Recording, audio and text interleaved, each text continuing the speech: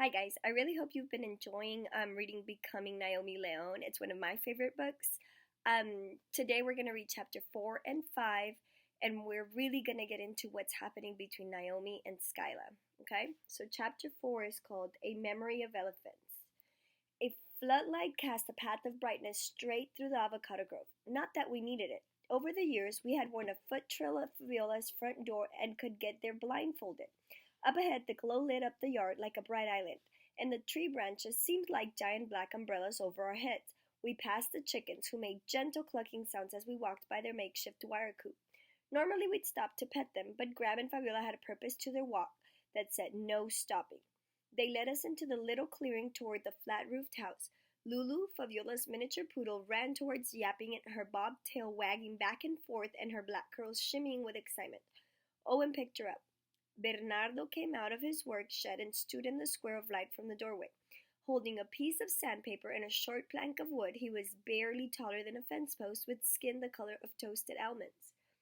When he first saw us hurrying toward him, he tipped his straw cowboy hat back on his gray-haired head and smiled wide, not even minding that he was showing us his crooked teeth, some of them pointing sideways. ¿Qué pasó? What happened? He asked. His smile fading, Fabiola spoke in Spanish, the words racing off her tongue. She ended the string of sentences by putting her hands on her hips and saying, Skyla. A body would think that since I was half Mexican, I could speak the language too. But I couldn't. I understood a little just from being around Bernardo and Fabiola all these years, but whenever I tried to copy them, the words felt like marbles moving around in my mouth. Bernardo looked suspiciously around the yard as if someone might be watching us and said, we should go inside. Fabiola and Bernardo's small house was wide open, spacious compared to our trailer.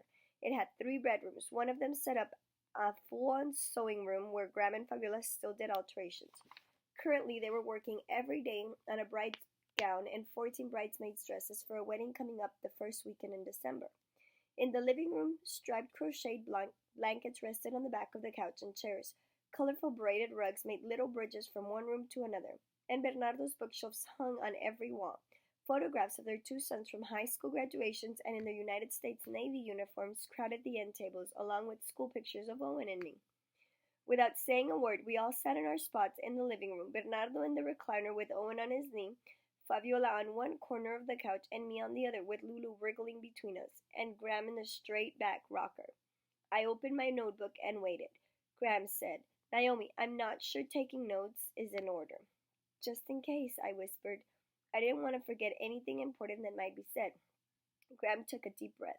I always worried this day might come. What's going to happen? I asked, my voice barely a breath. I'm not sure, said Graham. I suppose she has a right to visit you, and you have a right to get to know her. More than that, I want her to see that you kids are healthy and happy and dug in deep here with me.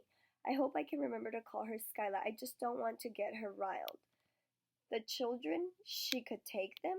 Asked Fabiola. When she showed up on my doorstep 7 years ago, said Graham, I didn't know if they'd be with me for a few weeks or a few months. I knew enough to have Skyla write out a letter giving me permission to get them doctors and medicine if they need it, and to enroll them in school and such. But other than that, I don't have claim to them. Except that I raised them. After so many years of her being absent, I added my last name to Owen's and Naomi's on all their records and papers so we'd have a frame for a family. That was just my fancy and not legal-like. Before that, our names had been Owen Soledad Leon and Naomi Soledad Leon. When Graham tagged on her last name Outlaw, I took it in stride until this year, since it made her so happy. She has had a very difficult life, said Fabiola. Maybe she is growing up now and wants to present herself to Naomi and Owen, and that is why she is here. I thought Fabiola leaned toward Owen's disposition when it came to looking on the bright side of everything. I would sorely like to believe she's changed, said Graham. Changed? I said. Naomi, she was always as temperamental as a bead of water on a hot skillet. I am hoping she has settled some. You want the children to stay here with us? Asked Bernardo. Graham didn't answer right away. No, better work together. She took a deep breath and stood up. I should get them in bed and make up the fold-out. Fabiola stood up and gave Graham a big hug. Graham's eyes watered up. Fabiola hugged me and Owen too. Then Bernardo walked us all the way to the edge of the grove. Graham swiped out her eyes in the dark of the trees. I had never once seen Graham cry from sadness and was not accustomed to see her unsettled by her emotions. My insides wobbled as if I was standing on a 3-story roof looking down.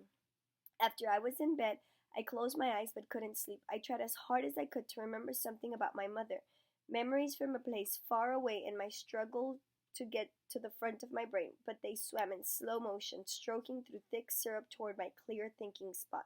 All that surfaced was my past imaginings of what she might be like.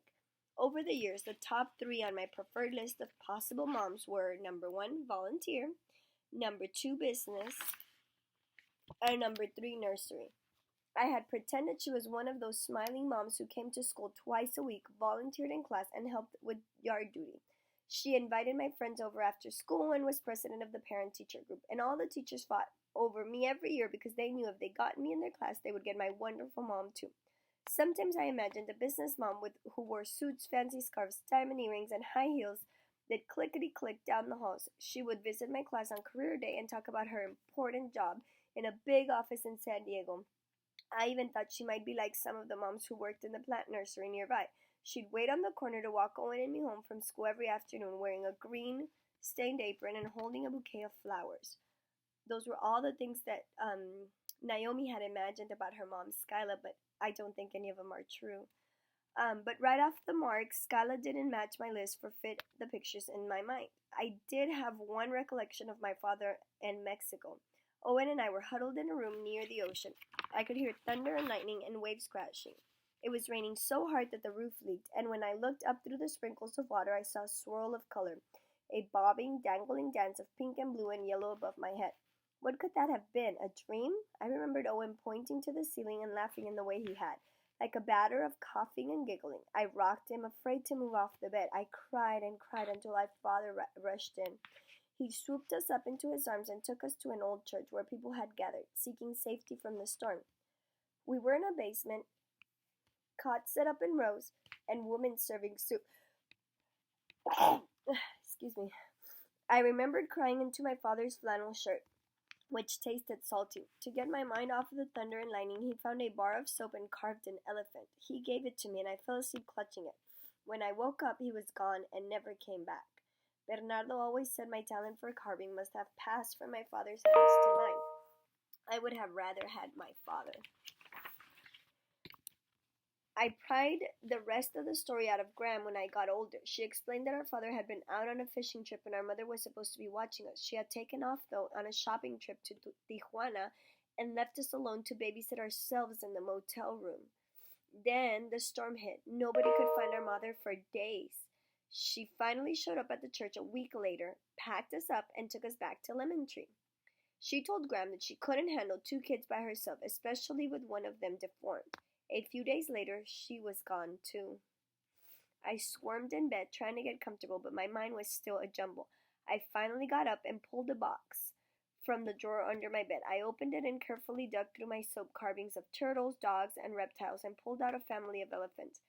I arranged them on the built-in shelf above my bed, all in a line, trunks to tails. Then I put my head down on my pillow and closed my eyes. The caravan of milky statues guarding my dreams. Okay, so chapter 5 is called A Charm of Hummingbirds. Let's go ahead and read chapter 5. In the morning, I tiptoed into the living room kitchen. Skyla rested peaceful on the fold-out, her hair making a splash of almost purple on the pillow. Without makeup, she looked younger than last night. Lying on one side with her legs pulled up a bit, the curve of her body made an empty space, like a little nest in the middle of the bed. I wished she was awake and we didn't have to go to school. I had visions of Owen, my mom, and me all huddled up together, giggling and telling stories. I stared at Skyla's for so long that I didn't notice Owen standing at my side until he nudged me and handed over a box of cereal. So it looks like Skyla is back and she's sleeping in the trailer with Graham, Naomi, and Owen. Through the small slatted window, I saw Graham watering the bird of paradise plants that grew on the side of the trailer. We fixed our bowls as quiet as we could and went outside to sit on the patio couch under the trailer awning. Graham came around and sat opposite us in the two-person swing. Was she stirring? Graham nodded toward baby Beluga. She's sleeping, said Owen. Graham cleared her throat like she was going to make an announcement. When Skyla came in late last night, we had a heart-to-heart. She has assured me that she just wants to spend a little time with you. I'm going to give her the benefit of the doubt and see how she behaves.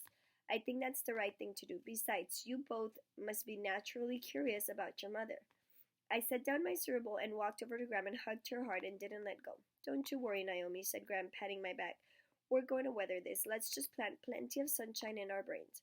I squeezed my eyes shut. I planted the image of me showing Skyla my carvings one by one and her fuzzing over my talent while I shined proud as punch. Mrs. Maloney tapped on her bedroom window, breaking my concentration. She waved at us, then pointed at Owen. I almost forgot, said Graham, looking at Owen. Mrs. Maloney needs help moving her hummingbird feeder. She loves watching them through the window with all their flitting and shimmering, but they've taken to diving and pecking at Tom Cat. I told her you'd be over after school. Owen nodded to Mrs. Maloney and waved back to her. Will Skyla be here for dinner? I asked. I don't know her plans, Naomi, said Graham, but I'll make a point of inviting her. That evening we were almost finished eating Thursday pork chops when we heard Skyla's car pull onto the gravel. A minute later she burst into the living room kitchen with her hands full of shopping bags. Graham, Owen, and I froze with our forks in midair just like one of those commercials on television. Hi, everybody. I've been shopping. Naomi, get over here and see what I bought you. Skyla dropped the bags and began pulling clothes from them. Oh, this one's for me, but here, this one's for you. What do you think of this cute top? And these jeans are perfect. I hope they fit. She held them out to me. I had been wearing Graham's homemade clothes and the ones from the second time around shop for so long that I couldn't believe someone was handing me a brand new pair of store-bought jeans. Skyla looked at me and said, Well, are you going to just sit there? Come back to the bedroom with me and try these on. Graham's eyebrows peaked with surprise. I hurried to the bedroom and tried on the jeans. They are perfect, said Skyla. Now try on this top. If it fits, I'm going to buy you a few more. The light pink stretchy top had little rhinestones and a butterfly pattern on the front. I had seen one in the window of Walker Gordon, but I never dreamed I'd have one on my own. I walked out to show Graham and Owen. Skyla followed me. Graham had her back to us, standing at the sink. Skyla cleared her throat and said, And here she is, star of screen and television. Graham turned around and smiled and clapped her wet hands together. Why don't you look spiffy? And Owen? Graham said as if signaling Skyla not to forget him. Oh, today was shopping for the girls' day. Next time I go, I'll shop for Owen. Owen grinned at Skyla and said a little too loud in his raspy voice, Thank you. Is there something you've been wanting? Asked Skyla. Owen ran to his room and came back with a magazine picture of a bicycle and held it up to Skyla. Naomi and me love to go to Dan's bike shop and look at new bikes, he said. Owen, said Graham, I'm not sure that's in the price range Skyla had in mind. Skyla nodded at Owen. Well, that's something to think about. Now, Naomi, why don't you let me do something with your hair? It's a troublesome mess, said Grandma. I'd love to see it off her face. Skyla laughed. I have French braided the wildest heads you've ever seen. Sit down and let me get started. Are you tender-headed? No, I said, pulling out the half-dozen clips and situating myself cross-legged in front of her. As Skyla brushed out my tangles, I couldn't help thinking over and over that my mother's hands were on my head. She took a fine-tooth comb and pulled it through my hair until there wasn't the tiniest knot anywhere. Then she started at the center top, bringing up tiny strands of hair, one over the other. Her fingers were nimble and gentle. I felt as though she was playing the piano on my head. The little finger kept reaching lower and lower, carving out sections to braid into the rest. In a matter of minutes, she said, All done, and don't you look pretty? Here, take this hand mirror so you can see the back. I jumped up and ran into the bathroom. There wasn't one strand of hair out of place, and the braid was woven like the rolled edge of a basket. I patted and admired it for 15 minutes straight. Skyla came in and stood behind me and looked in the mirror. Naomi, you have a perfect heart-shaped face. Did you ever notice that? I had not ever noticed, but now that my hair was pulled back tight, I could see that she was right. Now, stay with me while I freshen my makeup. Clive and I are going out, and I want to look perfect.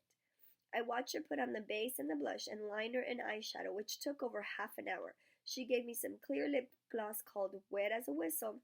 I put it on, then took it to my room and put it in my backpack. I couldn't wait to put it on at school in front of the other girls. Back in Graham's bedroom, I watched Skyla squeeze into her jeans and boots, then gather her purse and jacket. How do I look? She asked, smiling. Nice, I nodded, the braid tickling my neck. Then I followed her into the living room kitchen. Where's Owen? Said Skyla. I have something to tell both of you. He's trying to coax Mrs. Maloney's cat out from under her trailer, said Graham. Poor old Tom is scared to poke his head out for fear of a hummingbird attack. Well, that's neighborly, sweet. Naomi, I'll tell you and you can pass it along. I saw in the fridge that your teacher conferences are a week from today. Next Thursday, right? I am planning on being there with Graham to see your school and meet your teachers. Isn't that great? I am looking forward to it. I've got to run on to Clive's right now, but I'll see y'all later. Bye. After she shut the door, I could still smell her gardenia perfume. I sat down next to Graham. She patted my knee and looked me up and down once more. Smiling and shaking her head like she was trying to figure out a puzzle, she said, "It's real nice that Skyla wants to go to your conferences. What do you think about me staying home just this once so she can have some special time with you kids?" "Okay," I said. I could show her my clay sculpture in the art room. Graham kissed me on the forehead. "Your hair looks pretty as a picture. Are you going to wear your new do to school tomorrow?" I quickly nodded and wondered if anyone would notice the difference.